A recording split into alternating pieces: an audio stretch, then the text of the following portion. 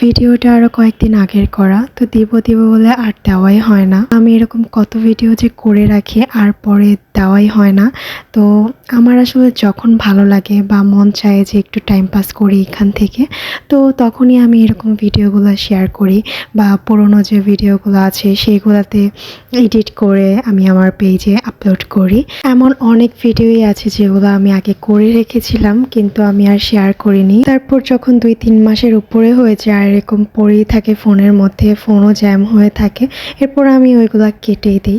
যাই হোক, অনেক কিছু বলে ফেললাম। সেদিন গিয়েছিলাম চিলক্সে। চিলক্সের খাবার আমার অনেক অনেক ভালো লাগে। তো আমি আমার ফ্রেন্ডকে অনেকবার বলেছিলাম যে চলো চিলক্সে যাই, দরকার হলে আমি ট্রিট দেবো, তারপরও যাব।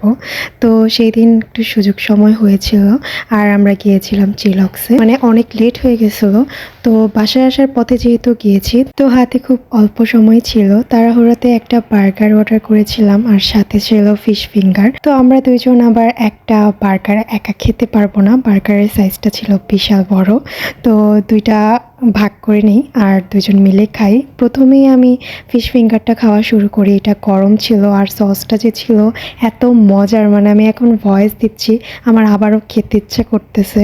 তো আমি ফিশ ফিঙ্গার খাচ্ছিলাম আর ওইদিকে ও খাচ্ছিল বার্গারটা। তো আমি যে খুব মজা করে ফিশ ফিঙ্গারটা খাচ্ছিলাম, এটা অনেক ভালো লেগেছে আমার। আর বার্গারটাও যে খারাপ লেগেছে এমন না, বার্গারটাও খুব ভালোই ছিল। চিকেন বার্গার নিয়েছিলাম আর এটা একটু লেমন লেমন ফ্লেভারও আসছিল।